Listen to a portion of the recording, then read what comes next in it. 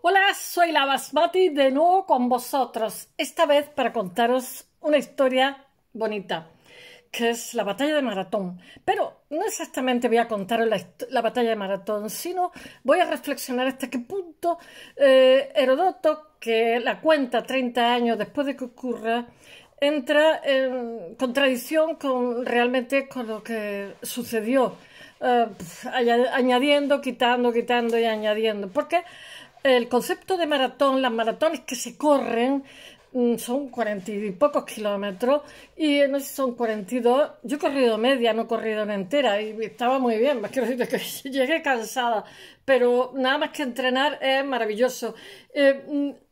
Había una especie de hombres correos, por decirlo de alguna forma, que eran ¿cómo era? Gemeródromos. Gémera es mañana, creo.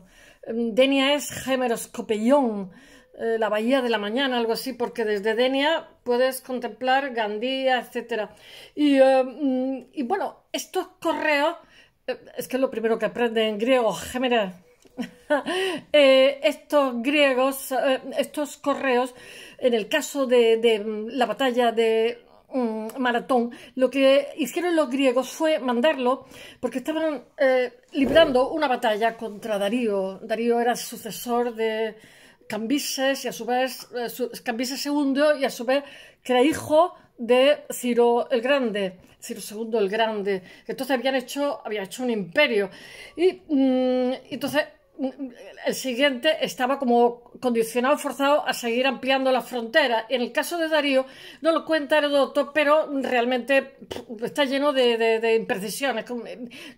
Claro, los griegos es cultura occidental, a través de los parámetros en los cuales nuestra cabeza está programada desde la infancia, ¿no? Entonces, realmente Darío no era tan mal gestor, más que un militar, pero que no lo hizo mal tampoco. Era un señor que organizó el imperio, que hizo muchísimas reformas, en fin, se expandió hasta el Indo, y él realmente, por ejemplo, en Grecia conquistó Asia Menor, que era la Capadocia, en Turquía, conquistó muchísimas provincias muchísimas islas griegas, y que tenían dictadores, y le dio democracia, porque lo que quería era parné, que decimos aquí, era tener contentos a los lugareños, pero que dieran impuestos para que hicieran un imperio más grande. Pero claro, los imperios, como os conté ayer de Carlos I de España, pues ocurre que son muy difíciles de mantener sus fronteras, y además siempre hay rebeliones, etc.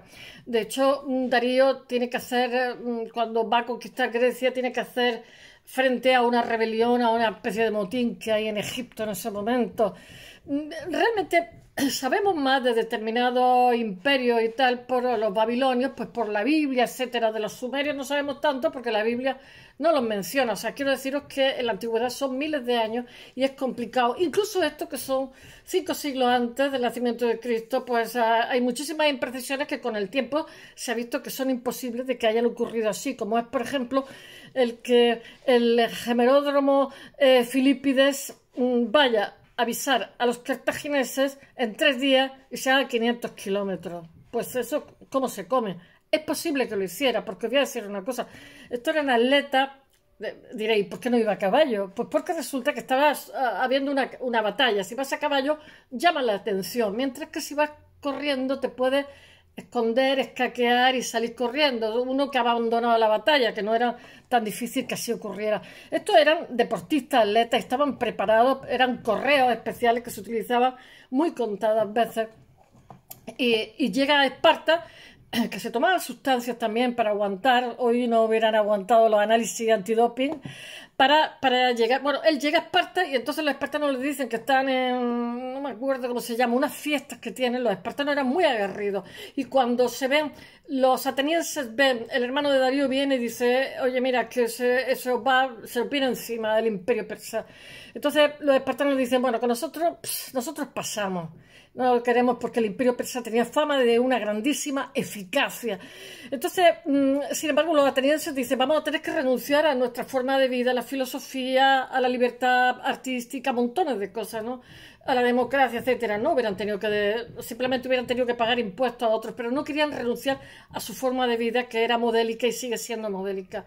Ellos, los persas, seguían expandiendo las fronteras y habían tenido también sus reveses con los escitas, que eran los ucranios, que eran también muy aguerridos. Entonces los escitas, lo que pasa es que no salían al campo de batalla a luchar directamente porque tenían menos hombres, estaban menos equipados, pero eran orgullosos y aguerridos, y sí que hacían como guerra de guerrilla, de desgaste, que eso es una técnica que se ha usado toda la vida, como, yo qué sé, como la resistencia francesa, o sea, hacerle faena al enemigo que sufre bajas, pero no enfrentarse a él directamente. Entonces, el general de los griegos en este momento, que lucha contra los persas, que son inferiores en número, inferiores en, ¿cómo se llama?, en equipación, etcétera. Sin embargo, son unos guerreros, los hoplitas, que son muy aguerridos, son muy buenos guerreros, están muy entrenados, están luchando en territorio propio, están luchando porque ellos no prefieren morir antes de perder la forma de vida que ellos conocen. Y sin embargo se encuentra un ejército persa y un Darío que están convencidos que están comidos, que le han quitado la piel al oso antes de cazarlo, que están muy confiados. Y entonces realmente, aunque los espartanos, por Filipides, que le avisa y dice que hasta la próxima luna llena ellos no pueden, y cuando van ya ha pasado la batalla, que mueren entre 3 y 5 mil personas, hay un túmulo con todos los cadáveres de aquella época, los persas, que tienen un grandísimo ejército y que han dividido el ejército antes de plantar batalla en Maratón, se van corriendo a Faluro, al puerto, para reagrupar las tropas y luchar de nuevo contra los griegos. Los griegos, que están capitaneados, ya os he dicho, por ese general que ha estado luchando contra los escitas y conoce bien la forma de trabajo del ejército persa, se dan prisa, se van corriendo 250 kilómetros, llegan antes a Faluro que los persas, y entonces allí, antes de que desembarquen, ya están presentando batalla. He de deciros que este general persa, ya la estrategia creativa que tiene para que siendo menos cantidad, estando peor equipados, etcétera, etcétera, para ganar a los persas, que no lo tenían claro, por eso mandan a Filipides a los espartanos a decir, por favor, échanos un cable que aquí nos matan, es que los ataca antes de que los persas presenten batalla, antes que creen sus defensas, antes que se organicen como ejército, porque tenían una estrategia maravillosa y era un ejército invencible. Entonces, antes que se organicen, presentan batalla por sorpresa, y los otros tienen muchísimas bajas porque no les da tiempo, digamos, a organizarse, por decirlo de alguna forma, y era un ejército muchísimo más grande. Les pilla totalmente desconcertado. Bueno, voy a ver si lo cuento de forma más organizada. Darío el Grande amplía fronteras del imperio persa hasta el Indo. Después, hasta 200 años después, que va a venir Alejandro Magno y va a hacer esas conquistas. Y va a abrir una vía también entre Oriente y Occidente, en las cuales va a entrar, por ejemplo, la medicina ayurveda, como os he contado otras veces, que se va a traducir nuestra medicina humoral, que la menciona Cervantes. Y va a haber un grandísimo intercambio de conocimiento entre Oriente y Occidente gracias a esa vía que crea Alejandro. Bueno, ellos, para los persas, el Indo era, como digamos, el confín de la tierra, ya no había más.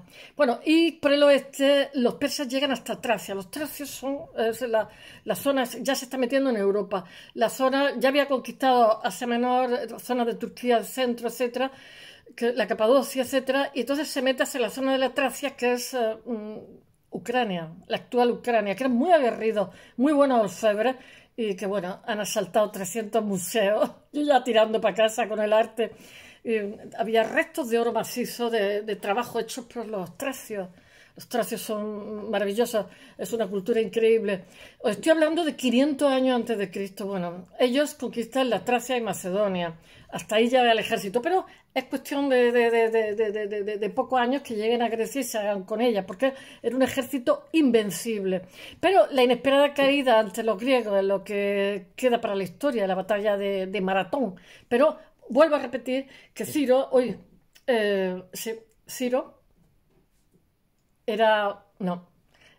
vamos a ver, Ciro Cambises y Darío. me estoy equivocando. Darío es un buenísimo gestor que, sin embargo, como los cronistas 30 años después, Heródoto lo pone a bajar de un burro, pues nos creemos que es medio tonto y ya está. Lo que sí es cierto es que a raíz de esta batalla, él intenta, el persa intenta organizarse para darle un golpe definitivo. Esta es la Segunda Guerra Médica y intenta organizar los ejércitos para volver con un ejército más preparado y más organizado, sabiendo que tiene enfrente a unos enemigos poderosos y aguerridos, que son los griegos, y que tuvieron suerte aquí para nosotros. Pero resulta que Darío tiene que hacer frente a una rebelión que hay en Egipto cuando tiene las tropas organizadas para caer de nuevo sobre Grecia, lo cual desgasta su ejército y luego muere. Y lo que ocurre con 64 años, y lo que ocurre es que su hijo va a reorganizar, sin ver cumplido su objetivo, y lo que pasa es que su hijo va a organizar de nuevo las tropas y va a ir contra Grecia porque va a ser la tercera guerra médica, porque han sido humillados y ellos eran el imperio de ese momento. Bueno, voy a ver si lo cuento de forma más organizada. A Darío el Grande se le considera un gran gestor, un gran gobernante, más que un gran conquistador, aunque no lo hace mal. Lo que pasa es que, claro, no hemos quedado con lo de los griegos, las guerras médicas, y ya parece que el hombre no valía para nada. No es el fundador del imperio, como os he dicho, es el heredero de uno construido por Ciro II y su hijo Cambises, los primeros grandes reyes de la dinastía Aqueménide. Yo he dicho siempre Aqueménide, ahora se dice Aqueménida. Bueno, la magnitud de los dominios es titánica, como la tarea de administrarlo y bajarlo y tenerlo bajo su control. Es muy costoso tener un imperio, controlar el imperio, como os conté ayer con Carlos I. Es muy, muy difícil, porque las fronteras están continuamente hostigando a los enemigos que muchas veces son los mismos del lugar o son otros que están también expandiendo sus tierras. Algo en lo que Darío destaca durante 30 años, que va a durar su época de gestión como monarca, como emperador, aunque su derrota en la batalla de Maratón hace que sea el principio del ocaso de los Aqueménides. Y bueno, nos lo muestra con un Heródoto que escribe 30 años después y que se inventa lo que le da la gana como un perdedor en Occidente, pero su talla de conquistador y su talla de buen gestor es indiscutible. Tras sofocar varias insurrecciones en el imperio, nada más acceder al trono, Darío pone en marcha su maquinaria militar, que es bastante eficiente y bastante efectiva, y necesita continuar la labor de sus predecesores, que han sido muy buenos elementos, y equipararse a ellos. Es un modo de legitimar su posición, pese a no ser sucesor directo de Ciro el Grande, ni de su hijo Cambises. La batalla por el control de Grecia se decide en la llanura del Maratón, 40 kilómetros de Atenas, porque el hermano, como os he dicho, había ido allí, el hermano de Darío, diciendo que iba a caer sobre Grecia, que ya había conquistado muchas islas, que había quitado a los dictadores y la había puesto a la democracia. Entonces ¿cómo se llama? Ay, no me acuerdo.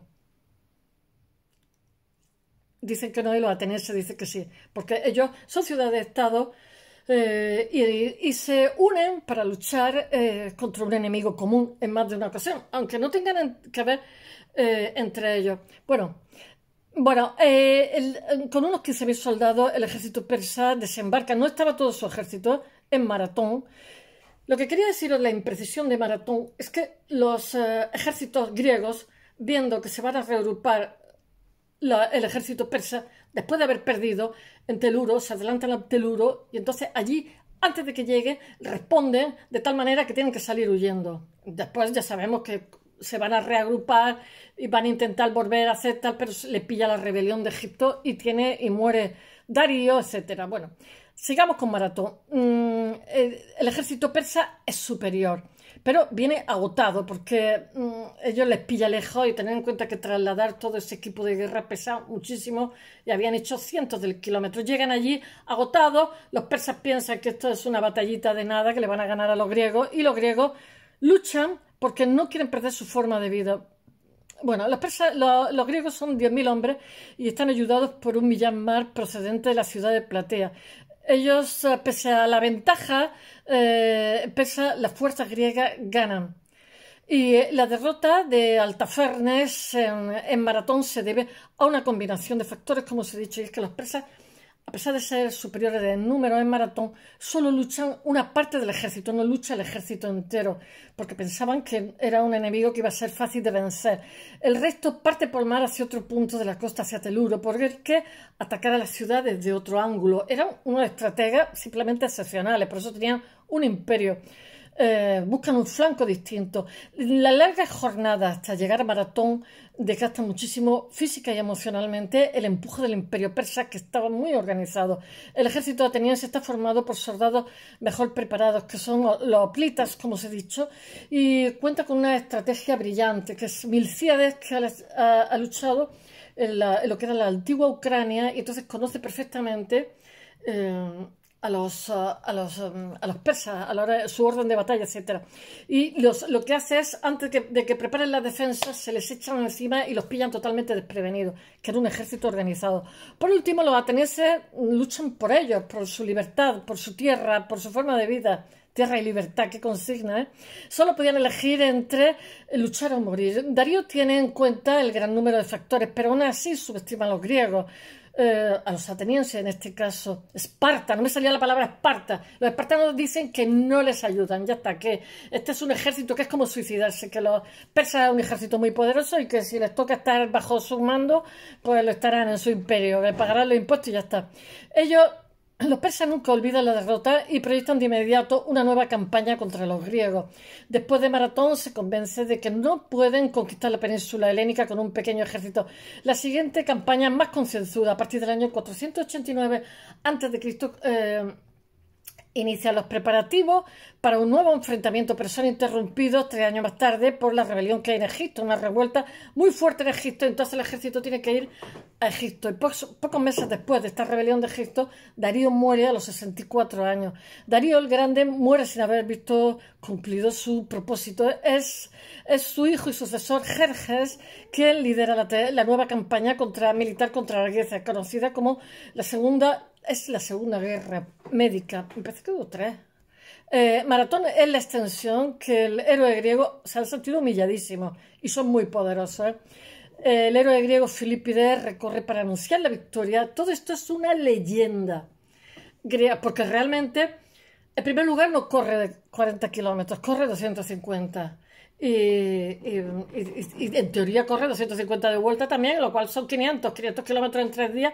Y además es absurdo, porque realmente es el ejército griego el que corre hacia Teluro para pillar a los persas, para que no se reorganicen y atacarle antes, porque la victoria griega empieza y termina porque en Maratón los pillan antes que se organicen, y lo que quiere hacer antes que se organicen en Teluro es alcanzarlo. Entonces los que se fueron corriendo casi fue el ejército griego para evitar que se concentraran y los atacaran y los fundieran.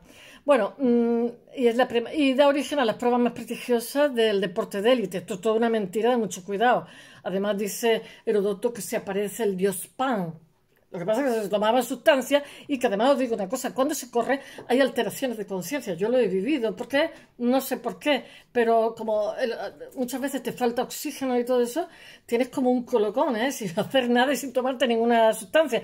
Por eso es muy adictivo el correr. Bueno, pero a los cardiólogos no les gusta que corramos, porque yo tengo un familiar cardiólogo que decía que nuestro cuerpo, nuestro corazón, nuestros pulmones están hechos para pillar al bicho o para que el bicho no nos pille, pero no está hecho para hacer 40 kilómetros. Bueno, eran atletas, también os lo digo, estaban preparados. Estos correos, los gemedrones, no sé cómo se llama.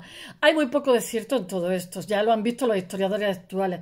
Las historias sobre este personaje son únicamente conocidas por los textos que recoge Heródoto 30 años después de que sucedan los acontecimientos a la batalla de Maratón, que ocurre el 12 de septiembre de 490 a.C., por varias citas a Pausania, unos siglos más tarde, en la que hace referencia a la efeméride del creador. Claro, ellos lo inflan y lo aumentan. Lo que allí se narra es más literario que otra cosa, es precisamente el principal foco de controversia acerca de la veracidad de los hechos, y es que según los historiadores, Filipides, que era el correo que va a Esparta a pedir ayuda a los espartanos, no recorre 42 kilómetros, sino 250 que hay entre Maratón y Atenas. O sea, 250 ir, 250 volver. Heródoto recoge en el libro sexto de su historia los pormenores que se conocen, claro, pero lo sabe de forma oral, porque lo relata 30 años después, con lo cual se aumenta lo que quiera sobre el corredor. Se trata de unos párrafos en los que describe la misión que les es encomendada a Filipides cuando los persas desembarcan en Maratón. Claro, los otros se asustan porque aunque son muy aguerridos, son muchísimos más en número. Filipides es enviado por los atenienses a Esparta para pedir apoyo militar en un momento en que están muy agobiados. A juzgar por los efectivos de ambos bandos, la guerra se decanta a favor de los persas porque van mejor equipados, son muchísimo más números, etc. La distancia que recorre desde Maratón hasta Esparta, hasta el centro del Peloponeso, son 246 kilómetros y, según Heródoto, lo hace en nada y menos, en menos de 2 días. Cuando llega a su destino, se encuentran los espartanos, no sé, se debió de meter mucha sustancia, en plena celebración, que lo he dicho, que los espartanos estaban en una celebración que es sagrada, que se llama las Carnias Lacedemonias. Pero esto parece más latín, este nombre, Carnias Lacedemonias, que es un acontecimiento sagrado que les impide participar en cualquier conflicto armado hasta la siguiente luna llena. De hecho, los espartanos llegan a la batalla, pero cuando ya ha acabado. Aunque Esparta, o sea, de hecho los textos apuntan a que la aparición del ejército tiene lugar cuando el conflicto ya ha terminado. Ante esta situación, Filipides vuelve a la Maratón para comunicar la decisión de Esparta, etcétera, etcétera, a los atenienses, que supondría otros 250 kilómetros más. Y se supone que todo esto lo hacen 3 días. No se lo creen ni ellos. Y 246 kilómetros de ida, 246 kilómetros de vuelta. Bueno, en los registros de los historiadores griegos se recoge que Filipides en el camino de vuelta se encuentra el dios Pan. Buah, eso se había tomado la pócima de Asteris más de la cuenta. Pero bueno, esto lo cuentan así para darle un poquito de pimienta a la narración, que no sea tan aburrida ahí, 200 kilómetros ahí, que es como un poco lineal y previsible. Lo que se interpreta como un buen augurio para la victoria de los atenienses. Así pues, en total, los pies de Filipides recorren 500 kilómetros en apenas 3 días y medio. Todo un hito para cualquier maratoniano. Hoy día hay maratones, no sé cómo se llaman, stream trails o algo así, que son de 100 kilómetros y tal, a través del desierto. Y bueno, pero es que 500 kilómetros, chicos, ¿qué queréis que os diga? Ni Superman que viniera. Es una hazaña tan heroica que su velocidad pues deja mucho que desear. Quedan entredichos por parte de los historiadores de la época clásica. La bahía de Maratón asiste a la llegada del ejército aqueménide, que está compuesto por más de 600 barcos, eran poderosísimos, y 25.000 hombres listos para la conquista de Grecia. Las tropas están dirigidas en tierras por Altafernes, que es sobrino carnal de Darío. Darío I, tercer rey de Darío, pero no era mal militar, ¿eh? Lo que pasa es que estos son los griegos aquí son habilidosos. Y a ver, que me están llamando para variar. Y bueno, la dinastía aqueménide a partir de Maratón empieza en declive, tengo que decir. 200 años después, Alejandro Magno conquista todos esos territorios. Bueno, hereda todo el imperio persa, su máximo apogeo, por tanto, y por Datis, que es uno de los generales más importantes del imperio en el siglo V a.C., como almirante marítimo. Estos los persas. Los efectivos de los griegos llegan, que son 10.000 hombres, 10.000 hipólitas, me hace mucha gracia, 9.000 atenienses y 1.000 platenses. Ahí parece que son argentinos, tal como se denomina a esta gente, que es una clara situación de desventaja, que paradójicamente termina bien, resolviéndose a favor de los griegos, lo cual es casi milagroso. Pero yo digo que es porque la estrategia que tiene, la estrategia de la batalla es muy importante. Antes de que se organicen, caen sobre ellos. Miliciades, que ya ha luchado, es el general de los griegos, ha luchado contra el ejército de los persas, el ejército de Darío, con los en la zona de Ucrania y todo esto, con los escitas, como os he dicho antes. Es uno de los estrategas, comandante en jefe griego del cuerpo militar más destacado, y después de todas estas batallas su prestigio se hace más grande. Hombre, es para eso, después de estas hostilidades su prestigio militar aumenta. En los 5 días que dura la batalla hay un túmulo con todos esos cadáveres, no sé si 3 o 5.000 hombres. Qué pena, ¿no? Pasan a la historia por la muerte de 6.500 soldados. Mirad, las cifras varían según vaya una fuente u otra, porque todos son hipótesis. Y dicen que 6.500 soldados, dice Heródoto, persas y 192 los griegos. No se lo cree ni él también. Bueno, que serían menos está claro porque le ganaron. Según las estimaciones modernas, las bajas son entre 2.000 y 3.000 que están enterrados en un túmulo de la ciudad que todavía se puede visitar en Maratón. La victoria helena se produce gracias a un ataque por sorpresa que os he dicho, que impide a los persas preparar su defensa y bueno, que se organicen. El resto del ejército Aqueménides decide zarpar hacia Falero, que os he dicho, y después los griegos van corriendo antes que lleguen y antes que organicen las tropas, vuelven a atacar, lo cual hace que la victoria sea... Pero bueno, tuvieron suerte aquí para nosotros. Con lo cual, realmente no es el correo que va y viene, es el ejército el que va para allá. Cuando aparecen las naves persas y sus soldados se avistan al enemigo, deciden retirarse definitivamente y dar por finalizado el combate. Filipides, el que os está hablando todo este correo, que bueno, podéis decir, se podían usar los caballos, ¿no? Pero es que una persona pasaba desapercibida y eran atletas que estaban entrenados para ser correos. Filipides forma parte de los hemeródromos de Gémera, que era una de las figuras que eran correos más fascinantes de la Grecia clásica, también llamados correos o heraldos. Hombres preparados totalmente para recorrer grandes distancias con la única intención de enviar mensajes urgentes a la polis. Su traducción literal se aproxima al concepto de corredor mensajero profesional, es decir, atletas que están entrenados para difundir mensajes lo más rápido posible de un punto a otro cruzando distancias que son sobrehumanas. ¿Por qué no utilizan caballos? Pues porque pasan más desapercibidos ante el enemigo. Podían atravesar cientos de kilómetros, esconderse, etcétera, ya que ellos se preparaban y se entrenaban. Además, algunas alteran sus condiciones a base de sustancias que le ayudan a resistir mejor. Hoy serían dopantes para soportar los kilómetros, la cantidad de kilómetros que debían cruzar sin parar. Es un claro ejemplo de ello en la aparición del dios Pan. Se había tomado más sustancias de la cuenta.